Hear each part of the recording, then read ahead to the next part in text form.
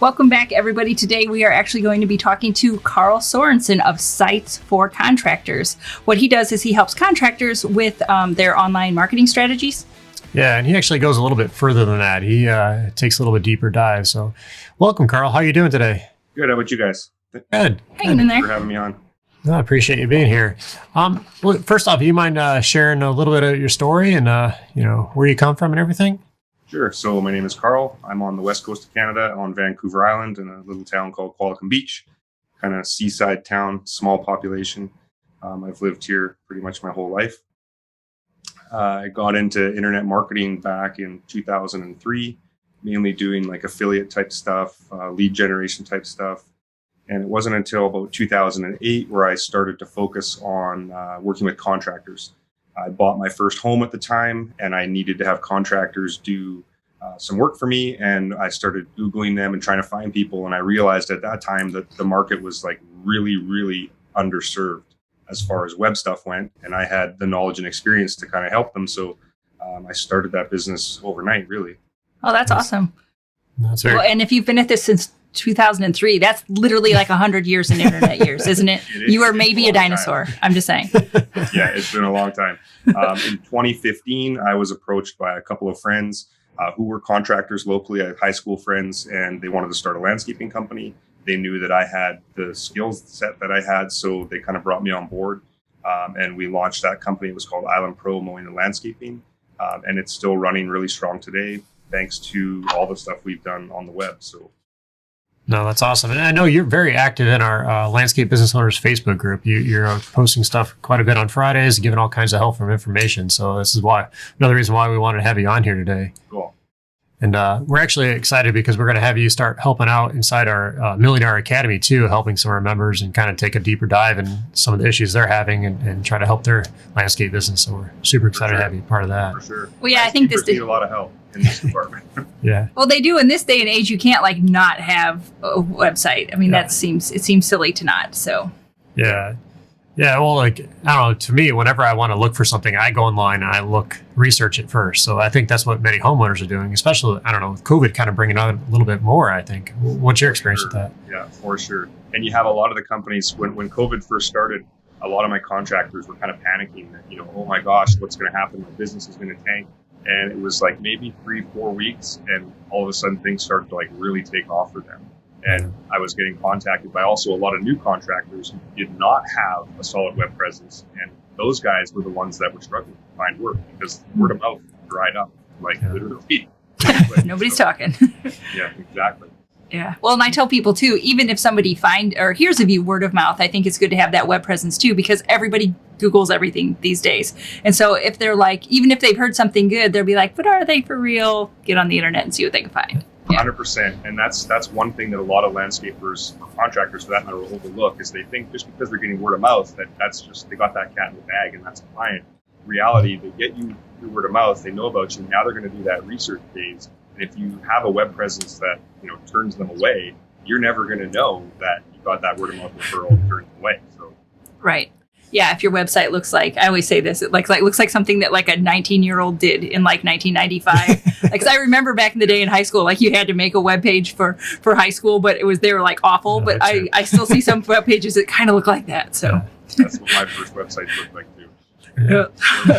I think ours might as well. So can you tell us, why is it so important to hire somebody that actually has experience and knowledge on websites versus just like going on, finding a high school student or Fiverr or something like that? What's your experience there? Got it. So that's a good question. Websites today are super easy to build. With WordPress or Squarespace or GoDaddy or Wix or Weebly, any of these other builders out there, you can throw something together super, super fast. It looks decent, so you feel that you've done your company like a solid because you put this up. But in reality, there's just so much more that goes into it, not just in the actual structure and layout of the site to make it convert so people can actually take action on the site, but also making sure that the information is presented in such a way that people look at you as an expert and they actually want to deal with you. And then you have the whole other side of things, which is getting that website to get found, because a lot of websites just sit there and they'll collect dust for months or years until the contractor realizes that, hey, something's not right. Usually it's when they're struggling to get business, and then they'll want to do something about And by that time, you're so far behind the eight ball, you're playing catch up. Absolutely.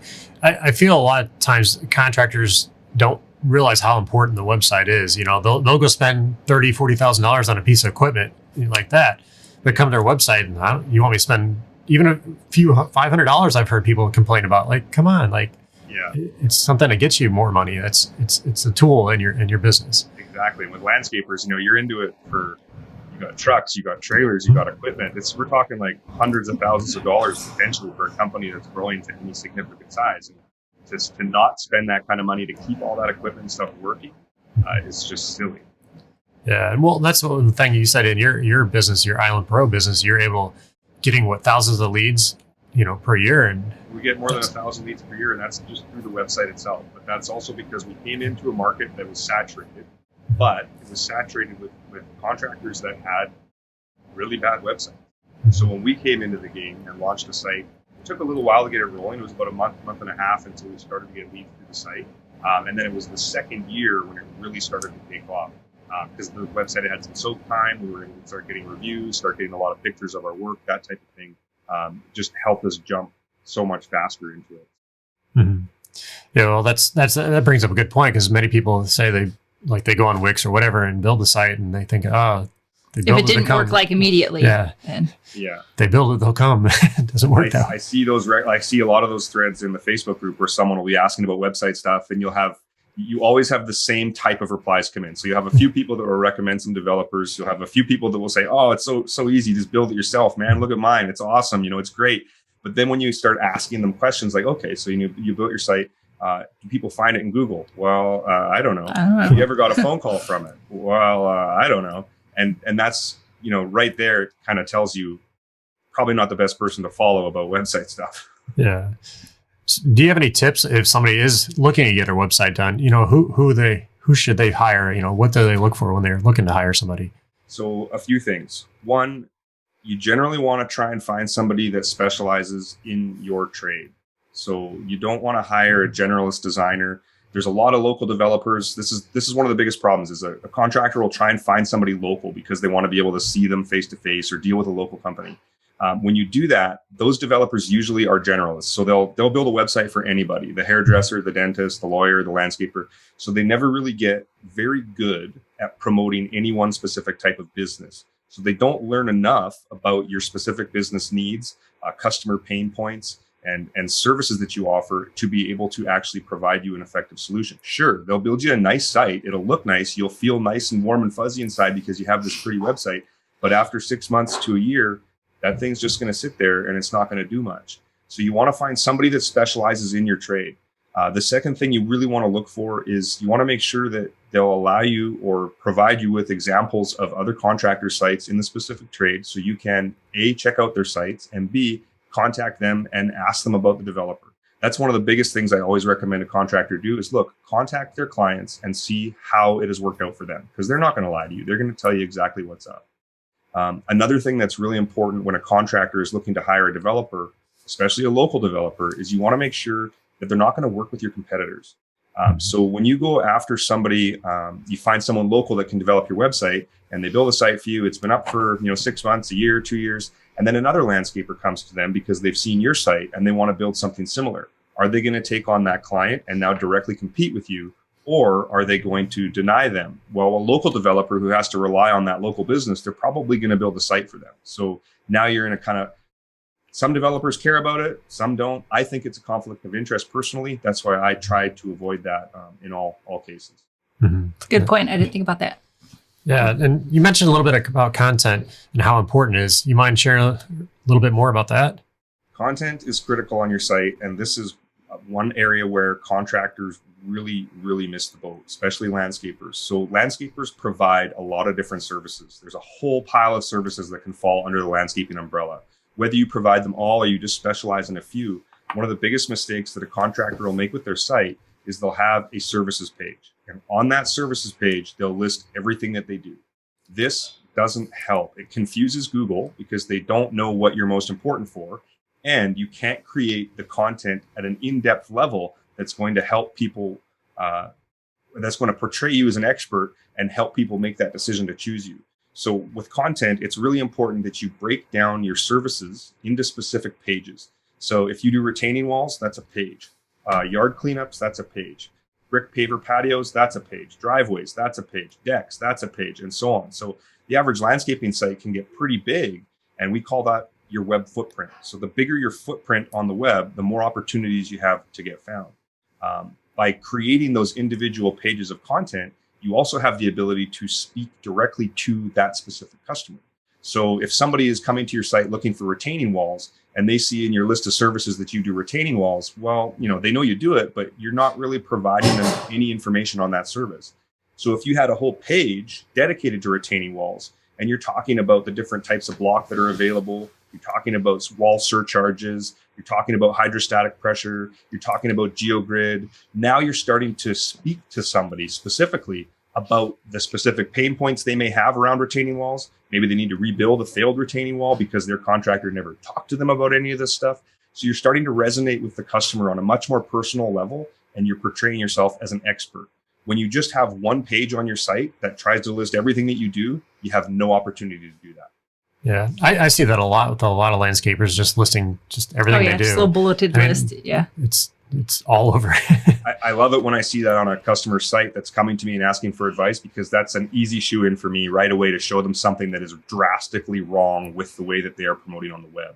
Mm-hmm. One of the other things that is really important for a landscape contractor, especially in larger metro areas, is there's specific areas. They might be a city, a town, a suburb, where they're more affluent. Maybe they're more established. So the homes are older. They have more established landscapes.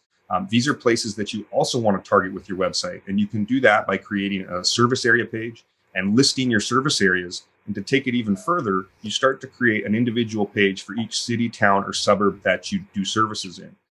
This is much how real estate agents would target a certain area. And it's very effective, especially for landscapers and other trades where you need to deal with customers that have the money to hire you. Mm-hmm. Okay. I never thought of that either. So see, I'm learning tons. I don't make web pages. So. Well, this is where the experience comes in play here, like having somebody who knows all this type of things, because Google's changing all the time. All their algorithms are changing all the time. So like, I'm sure you're keeping up on this all the time because it's always changing. So if you go hire the high school student, he's not going to know all this stuff. No. And with Google, it's changing all the time, but the basics have always remained the same. Just serve the customer really good content that educates them and portrays you as an expert, and you're generally not going to have a problem with Google. If you go and you hire an SEO guy from Fiverr or some freelancer on a freelance site, and you don't really know what they're doing or what their strategy is, that can cost you a lot of money in the future, because then you have to hire someone like me that knows what went wrong, and we can go in and fix it for you. And it's not cheap to fix bad SEO work. It's expensive. Mm-hmm. So do you also recommend updating pictures so often, adding blog posts, anything other than that to help educate people and show them your news? Absolutely. So for landscapers, you are in a highly visual trade. Pictures are huge. You've seen on some of the websites that I've done, I have before and after pictures. I really, really encourage landscapers to get good before and afters. Showing somebody an after picture is great. They don't really know what you did. If you can show somebody a before picture and then the after picture. Yeah, that contrast. Yeah, exactly. And they know exactly what you've done. And you can load those up on your website in such a way. We make a nice display where the visitor can slide the image back and forth, and you can see the before and after. Well, that creates engagement on the site. So if you have, let's say, 10 or 20 of those before and afters, your website visitor is not going to go through one. They're going to go through all of them. So they're staying on your site longer and they're engaging. It also works as a great sales tool. So if you're doing an estimate, you're in a customer's home or on their property, you can show them that with your mobile or your tablet, and you can slide them back and forth and show them the before and afters of the work you've done. So it's a great selling tool. So pictures, before and afters are absolutely paramount. You got to have them. If you don't have them, you're not going to get the results that you should be getting. So I have a lot of contractors will come to me, and they've been in business for several years, and their photo album, it's atrocious, like what they've taken for photos. So before and afters are usually one of our number one things that we try and work on right away. As far as content, blog posts, definitely, they're helpful. Answering customers' questions, talking about customers' specific pain points. So why does somebody need something done on their property? And if you've been in the landscaping industry for any length of time, you've dealt with a lot of customers, you're going to start to see some commonalities. So maybe someone is embarrassed about the look of their property. Maybe somebody is, they don't want the maintenance. regime that they have currently. So they want something low maintenance. Maybe they want their property to look nice for a specific event or something like that. So those are ways that you can tackle blog topics. One of the other things we recommend that's a little bit more effective is blogging about specific projects that you have done. And this plays into a bigger strategy, which I can talk about in a second. But you take a specific project that you've done that you're really proud of, and you create an actual showcase on your site about it. So instead of just having a picture or two of the project, you actually have a blog post that describes the project, what it was, what the scope of work was, why the customer wanted you to do it. That's pretty important. So why the customer wanted you to complete this project, any challenges that you faced, any specific materials that you used. That could be types of landscaping block. It could be types of paving stones. It could be types of plants. But that way you're starting to populate the post with keywords. So if somebody in your area is searching for a specific type of landscape stone or a landscape block, you're going to have that post that talks about using that specific block within a project. Now you're easier to find. So on those posts, the other thing we include too is, so we've got the story about kind of what happened with the project. We want to include a map as well as where the project was located. You don't need an address, but a zip code, a city, a town, that works fine. I usually put a Google map in there just to localize it a little more. And over time, these will start to build up on your site. So over a period of a year, you might have 20 or 30 of these showcases on your site. Where that starts to become powerful is you can now group your specific types of projects. So let's say you have a retaining wall page on your site and you've done 15 retaining walls over the last year. All of those projects can be showcased on that page. So you're starting to build a really relevant hub of information. And because those posts are individually tagged geographically, you're starting to really blanket search engines with that content. So instead of just having one page show up in Google search, you can have your retaining wall page show up, and then you can have multiple projects show up as well. So you're starting to push competitors down, and you're starting to monopolize the search results. That's amazing. What's amazing about this is just thinking about this, like if I'm looking for landscaping and say, Scott and I are just Googling around. And if I find this, I'm going to be the person that's like, ooh, they're telling the story of, oh, they wanted it because of this. And there's pictures and it looks cool. And da-da-da. He's going to be the one that's like, I want to know exactly how many square feet it was and what kind of stuff they were using. So you're hitting more than one thing. And so then like, if there's a couple sitting down and looking at it and one person is really just wants kind of like big picture and I want it to look nice and I want it because, I'm having a family reunion, you'll cover that. Plus, you're going to cover somebody that really wants kind of more specific details that, like, the other spouse might not really care about. Yeah, and you're starting to. The whole point of it is that you're now resonating with those potential customers. So you're giving them a message that makes sense to them and makes them want to reach out and contact you. One of the other things that I kind of missed in there is you can put in. You don't have to put a specific price for the project, but you can put in a range. So this project costs between $10,000 and $20,000. And that way you're going to weed out people that don't have the money to spend and you're not going to waste your time. And the people that are okay with that price range, they're going to contact you because they're okay with it and they like the work that you do. So it's a really important strategy. If you're going to be blogging, that's what I would suggest a contractor does. Nice. Yeah, I like that. I like to be able to use your website to actually kind of weed out some of the people and it just makes it better for you as the owner when you're out there trying to do all these bids, especially come springtime. So, yeah, it's a good pre-qualifier. Yeah. Like it. Yeah. You mentioned a little bit about SEO. So if somebody's not sure what SEO is, you mind just going a little bit about that and how important it is? Sure. So SEO is search engine optimization. SEO in itself, probably not helpful for a landscaper. What a landscaper wants to focus on is local SEO. So local SEO, that's local search optimization for a specific geographic area, city, town, county, state if you're that big. But SEO starts, it's not something that you do after the website is built. The website has to be built around SEO. So the strategy starts from the ground up, just like I talked about building out individual pages for your services, building out individual pages for your service areas. That's all part of an SEO plan. Yeah, it boils down to building the website, but it's part of an effective SEO plan. And you can't even go to the next stage of SEO, which would be off-page SEO. So we have on-page SEO. This is what happens on your site. And we have off-page SEO. This is what happens off your site. And you can't even get to that second stage unless the site has been done right.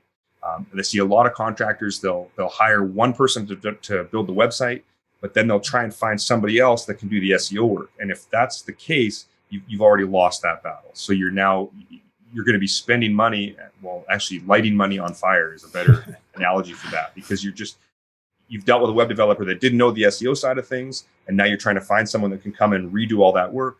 And most times they're just happy to take a monthly payment from you without addressing any of the issues on the website. So you get stuck in this trap where you spend a whole bunch of money and you don't get anything out of it. Yeah, there's so many SEO companies out there. Like, I know in our Landscape Business Owners Facebook group, I weed out people all the time. They're just marketers and SEO specialists. Like, it's crazy. Like, how many people are out there and just coming in like crazy. It's insane. Yeah, and like I said, most of them, when somebody wants SEO work, they're more than happy to sell you SEO work, but they're not going to look at the root causes of why you need the SEO work done. So if you have a website built properly right from the start with a good foundation, you actually don't need as much SEO work in the future. Opposed from, you're always going to need to add blog posts and project posts and before and after photos, and all that can play into an SEO strategy. But once you get the bulk of the work done building the site, you don't have to have someone come in and rebuild that all the time, right? Mm-hmm. So it's important to have that done right from the start. Do it right once, and then you don't have to do it. Yeah. No, I like this is a lot. This is a lot of good information. These are things I didn't know. I am now all of a sudden very self-conscious about our SEO. I don't know. I don't even know where to put my hands. We're not going to talk about it. So, but I think this is all great because as someone who is not the most tech savvy, which, I know a lot of landscapers aren't, this is all fantastic information. So all things I didn't know. Scott might have known. Well, you see people all the time like, I can just do it ourselves. We've talked about this a little bit, but you're not going to get this kind of knowledge and experience out. Absolutely not. And it's the trial and error. It's taken me a better part of almost 18 years to figure most of this stuff out. Mm-hmm. And Google continually changes. So you got to stay on top of that. You got to stay on top of other competitors that are constantly trying to do better than you in this realm. And if you're building a site yourself or you're hiring someone that's inexperienced and your competitor's going out there and they're dropping the money on somebody that knows what they're doing, they're going to beat you by leaps and bounds. It's not even a question. And you'll have the landscapers that think that, I get a lot of word of mouth, and I have decals on my trucks and trailers, and I'm doing flyers and distribution. That none of that compares to the web at all. When you can't ask any landscaper that has a website that ranks at the top of Google if they would be willing to give that up, and the answer would be no every time. Mm-hmm. Yeah. Well, I think it's just to incorporate. It's okay to you got to have the flyers and the trucks and the stickers. That's all great, but just you have to prioritize the web just as much as you prioritize those things. Like exactly. Fold it into your marketing strategy. And by prioritizing the web and making that local resource, portraying yourself as an expert, positioning yourself, elevating yourself above your competitors, all of those other advertising methods are going to work way better. Mm-hmm. Yeah. And I think a lot of landscapers, like I said, they want to do it themselves because they're trying to save money. But you could be out doing so many other more important things, getting those sales and working on your business rather than trying to research how to build a website or how to do all this stuff. It's so much just in the long run, it's better off in the end just to pay somebody. My saying is jumping over dollars to save dimes. Mm-hmm. And that's what you're doing when you build it yourself or you hire somebody that's inexpensive and inexperienced. Just because you don't know all the details that need to go into it. You think you're getting a great website for that $1,000 or $1,500, but in reality, you might as well have had a campfire with your money. Yeah, no, I agree. This is something that we've kind of had to learn as we get a little older because we're just kind of those like DIY people. We're just kind of like figure it out people. That's just kind of how we are. And I think a lot of landscaping business owners are like that. We're just kind of used to just doing everything ourselves and just figuring it out. But as we've gotten older, we've definitely learned there are sometimes it's better to just leave it to the experts, pay the money, let them handle it. And then we can be focusing on other things that make us money. Like we have other things we can focus on. So exactly. Have somebody do it for you and focus on growing your business. So. All right, Carl, anything else you want to add about websites or anything? See, I had a sheet over here. I had a bunch of information. I think this has been great. I've learned a lot, so I've enjoyed it. Yeah. No. I didn't know. I just didn't know. No, I think a lot of landscapers need to really take a look at their websites and just evaluate. Take a look at through your customer's eyes. I had a person that's in our academy reach out to us, and I looked at his website. And the first thing he's didn't list any of his services, didn't have anything on there. I'm like, what do you offer? Well, I do this and this and that. I'm like, well, I don't know that. If I'm a customer, I can't find it on your website. I mean, he just had a plain website, but like if I can't find it, your customer surely can't find it. So this is just something they don't think about and they don't realize until somebody points it out. So yeah, that's another thing with landscaping websites that is done really poorly, well, all trade websites, is poor calls to action on the site. So you have to have the website broken down in the way that we've talked. And so you have pages for your specific services, pages for your specific service areas, and you need to have strong calls to action on every single page of the site. So when we build a site, you can't go to a single page of that site without finding a tap to call button, request an estimate button, and a contact form right there on that page. So the customer never has to search around and try and figure out how to contact you. You've got to make it like super, super dead easy. The other thing that I touched briefly on was the service pages and having photos, before and after photos. One of the other common mistakes I'll see a landscaper make with their website is they'll create a gallery page. Yeah, that's great. You can showcase your work. But the problem is that you're going to showcase all kinds of different projects on that one page. You should be taking the photos and organizing them for the specific type of service they are. So on the retaining wall page, all your retaining wall pictures go there. Before and afters, if you have them, perfect. On your lawn maintenance page, all your lawn maintenance pictures go there, and so on and so forth. That way, you're starting to organize your hubs so that when somebody comes to your website through search, they find the specific page that they're looking for. They don't need to surf anywhere else on your site. They've got everything they need on that one page to make a decision right now. And that's where you start to boost conversions. And with landscaping sites, typically these sites don't receive a lot of traffic.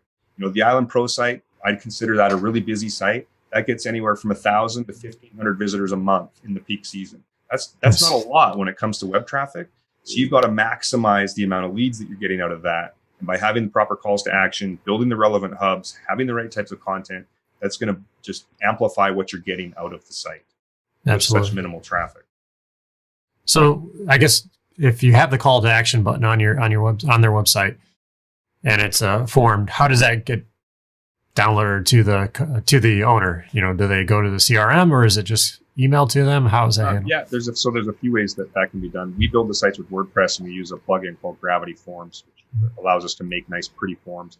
Those can be texted to the owner, emailed to the owner, and then they can also be added into a CRM if the landscaper is using a CRM. So lots of flexibility in that realm. With Island Pro, I tended to like getting the emails better than the phone calls, because with the phone calls, you know, you might not be able to answer the phone at that time. You might be busy doing something. With an email, you can actually make a calculated reply. And if somebody is coming through the contact form, they've given you more information, you can answer their query specifically. That's another thing I see. We'll talk about contact forms is people will just ask for a name, an email, a phone number. You've got to ask more questions than that. So you need to get name, email, phone number. Usually a best time to call, which is not too bad either. Project address, so this project street address. And then you want a section for questions or comments. And this is where people will kind of pour their heart out to you and tell you specific pain points that they're having, why they need you to do this estimate or look at this job, whatever. And it also allows you to pre-qualify them just based on what they've said. So it's super helpful information that you need to collect from every prospect that comes through your site. So if you have a contact form and you're just asking name, email, phone number, you need to ramp that up a little bit and start getting a little bit more data. Absolutely. And I think you can even go like a step further with that. When somebody downloads or does the form, fills it out, you can start them in an email sequence that just educates them about you or shows off some of the projects. So if they said they're interested in the retaining wall, you can send them, links to your website that has retaining wall, Absolutely. That's called a conditional form. And that's something that you can build with Gravity. So you could have a drop down that would say, what service are you interested in? And if somebody selected retaining walls, you can have it so that the confirmation page, so the page they go to after submitting the form, will take them to your retaining wall page. And then you could start an email sequence from there. But when we start getting into email sequences for specific services, now we're creating a monster of a marketing machine. There's a lot of work involved in doing that. Yeah. Oh, yeah. But it could pay off so much. Yes. We have a marketing coach in the academy that her specialty is email marketing. Yeah. So just line up all the experts. Boom, website guy. Good, they got the marketing lady. Just line them all up. So anyway. All right, Carl, there's a lot of information in here. And I challenge all landscapers to take a look at their website and review it and see what it looks like. And look through the customer's eyes and then, how can you improve it? If they wanted to work with Carl Moore, what's your website? Is it just Sites for Contractors with the number 4? Sites for Contractors with the number 4, and you can find me right there. See some of the work I've done, and if you want to get your website looked at or have a consultation, go on the page and get in contact with me. Okay. Yeah. We always put that in show notes, and if people are in landscaping business owners, they can find you in there. So we'll read it all over It's Carl's a great guy. He's a down to earth guy, so I definitely encourage you to reach out to him. Yeah, hit him up. So, all right, before you go, we've got some of our pod deck questions. These are just silly questions we like to ask people that we interview. So the first one is, do you have a favorite t-shirt? And if so, what's on it and what does it say? Favorite t-shirt? It has nothing on it. They are plain Jane, usually Just blue or green. It might say Eddie Bauer on it. That's about it. That's it? Nothing? Nice. No, like Star Wars t-shirt from high school or anything like that? No. All right. And if you were to come back as a person or a thing, what do you think you'd be? Oh, Nice. that's pretty hardcore. Nice. That's pretty cool. That's like, just go all the way. Like, don't come back. You're not a pigeon. You're coming back as an eagle. I like that. The ability to fly, see in color. Those talons. That's right. You're Awesome. a predator. That's a bird of prey. I've thought about that one before. That's why I had that answer. You Nice. do. That was ready to go. I love it. And if you had someone following you around all the time, what would you have them do? Following me around all the time, what would I have them do? That is a good question. I've got 4 kids that follow me around all the time, so maybe listen to me. That's a good one. That's awesome. That's hilarious. Just a little bit would be nice. Yeah, just a little bit. Yeah, I love it. That's a good one. We got 2 teenagers that we understand. So. Yeah, they don't listen either. So. All right, Carl. Well, we appreciate you taking the time today. We'll definitely have your information inside the comment section, the show notes, and you guys, you have to look at your website as an asset in your business. So definitely take a look at it and see what you can do to improve on it. Carl's your guy to reach out to on this. So thanks, Carl, for joining us today. Yep. Thanks. Have a good one. Have a good one. Bye.